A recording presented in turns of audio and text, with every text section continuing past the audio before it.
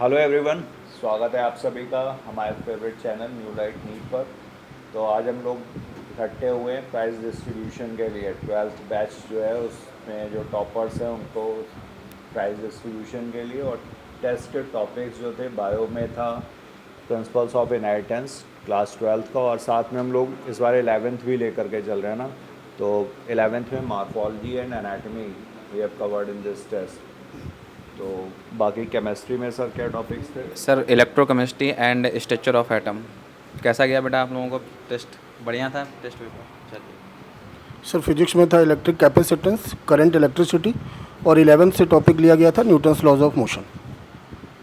Okay, तो ये सारे टॉपिक्स थे जिस पर ये टेस्ट था, और ये हमारे टॉपर्स।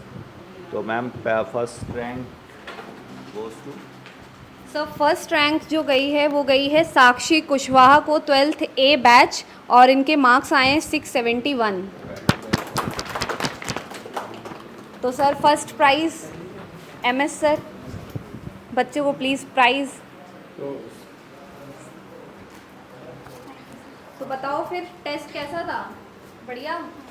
नहीं, क्वेश्चंस एनसीईआरटी बेस्ड। अच्छा, इस बार नीट वाला पेपर देखा होगा, तो कुछ टेढ़े मेढ़े क्वेश्चन थे या नहीं अपने पेपर में? थे। ठीक। सेकेंड रैंक जो हमारी जा रही है वो जा रही है अरित्र अवस्थी को, 12th A बैच, मार्क्स है 655। ओके, तो अरित्र बायो का पेपर इस बार कैसा था?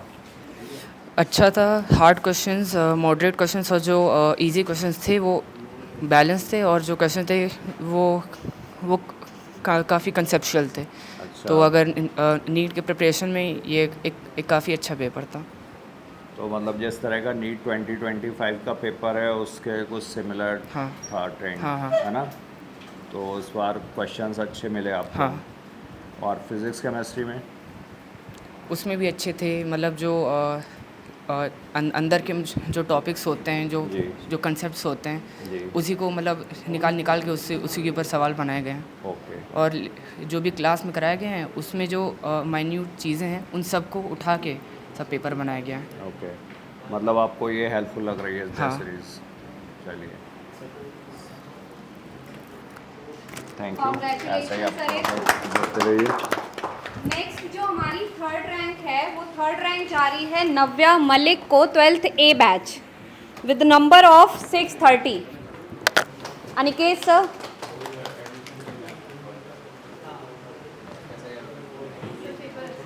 कैलकुलेशन वगैरह थे?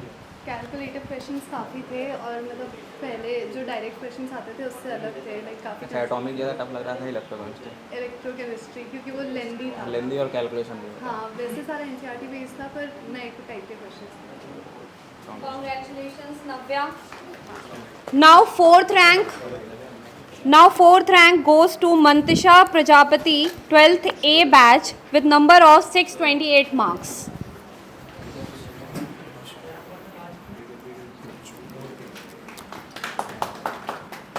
इस बार जो आपका पेपर हो रहा है बेटा, तो उसमें 12th के साथ साथ 11th के भी कुछ टॉपिक्स आ रहे हैं, तो उससे आपको हेल्प मिल रही है कि आप धीरे धीरे रिवाइज करते रहेंगे ना।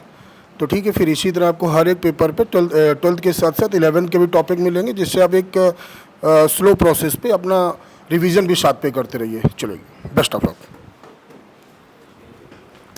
नेक्स्ट है हमारे पास fifth rank Suteerth Tiwari from 12th A batch, with number of 619 marks. MS sir.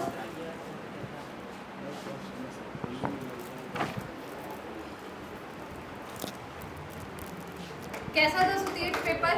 Ma'am paper अच्छा था, और मतलब काफ़ी कैलकुलेटिव था केमिस्ट्री में। बायो थोड़ी ट्रिकी भी थी और कंसेप्चुअल भी थी। कंसेप्चुअल थी, अप्लाइड टाइप थी कि नहीं थी? Yes, ma'am. Very good. जो क्वेश्चन गलत हुआ, क्यों गलत हुआ? मतलब क्या लगता है कि रिवाइज नहीं कर पाए थे, या बहुत ट्विस्टेड था, या सर केमिस्ट्री में खासकर जो गलत हुए वो या तो रिवाइज ही नहीं कर पाया था एक्चुअली, और बायो में थोड़ा कंसेप्चुअल थे, तो उनकी जो लैंग्वेज थी वो कम समझ में आई। कम से इसलिए गलत?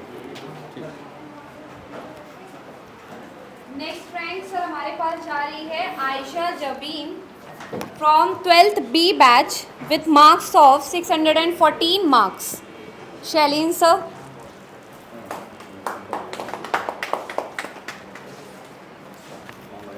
ऐसा कौन सा पोर्शन ज़्यादा टफ लगा? बायो बायो टफ लगा। लेंदी था। तो जैसा इस बार नीट का पेपर था उसी पैटर्न पे सेट किया गया था, है ना? चलिए ऑल द बेस्ट, और अच्छे से पढ़ते रहिए, ऐसी तरह से परफॉर्म करते रहिए। All the best. Congratulation Ayesha. Next rank है हमारे पास, 7th रैंक है फ्रॉम 12th A बैच, स्तुति Verma with marks of 609 marks. तो अनिकेत सर। कॉन्ग्रेचुलेशन बेटा। ऐसे कैसा था पेपर? बढ़िया था। कैलकुलेशन में प्रॉब्लम हो रही थी, कैसे इम्प्रूव होगा वो? प्रैक्टिस से, बहुत प्रैक्टिस करना पड़ेगा, क्योंकि जैसे इलेक्ट्रो था, एटॉमिक था, दोनों में बहुत ज़्यादा क्वेश्चन बने थे और कैलकुलेशन में बहुत ज़्यादा था। तो बस प्रैक्टिस करो, सही हो पाएगा। ठीक है? और कोई सजेशन? बढ़िया। नेक्स्ट है हमारे पास Pari Verma from 12th A batch with marks of 605 marks.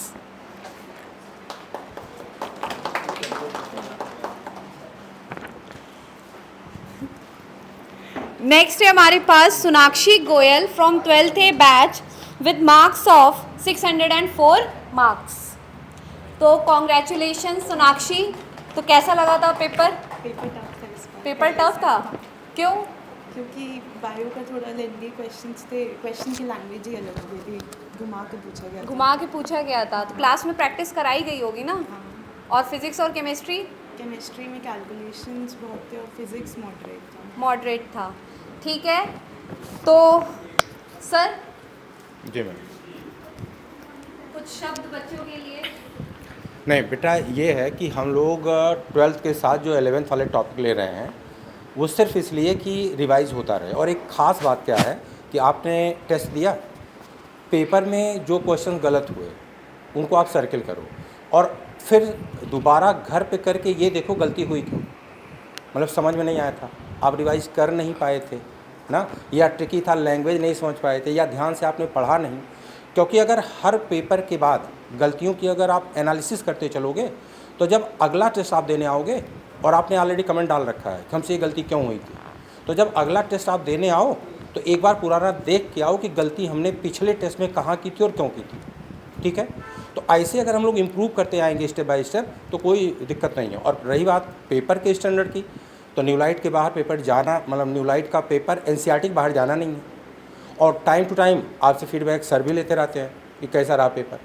ठीक, बाकी आप मेहनत कीजिए, कंटिन्यू कीजिए, हम लोग सर के सुपरविज़न में आप लोग के साथ हैं।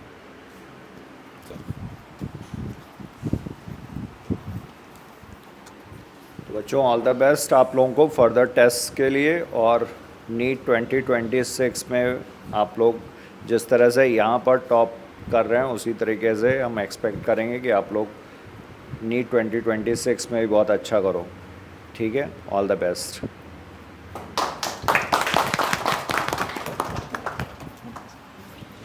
जैसे सभी लोग एक बात बोल रहे हैं कि सर पेपर में कैलकुलेशन बहुत ज़्यादा था, केमिस्ट्री में भी, तो बेटा ये चैप्टर भी कुछ ऐसे जैसे सोल्यूशन हो गया, इलेक्ट्रोकेमिस्ट्री, एटॉमिक, मोल, ठीक है, तो फिजिकल के चैप्टर हैं, इनको इम्प्रूव करने का सिर्फ एक तरीका है, प्रैक्टिस बहुत ज़्यादा करनी है।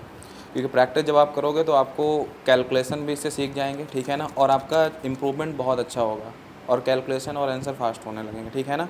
तो इसका इशू नहीं है कोई भी, बस आपको मिनिमम 100 से 150 क्वेश्चन कर लो पर चैप्टर में, जैसे इलेक्ट्रो हो गया, एटॉमिक हो गया, केमिकल काइनेटिक्स हो गया, ठीक है, और सोल्यूशन हो गया, इस टाइप के चैप्टर्स में, ठीक है। तो ये प्रॉब्लम आपकी बिल्कुल दूर हो जाएगी, ठीक है ना। बाकी ऑल द बेस्ट, बढ़िया करते रहो।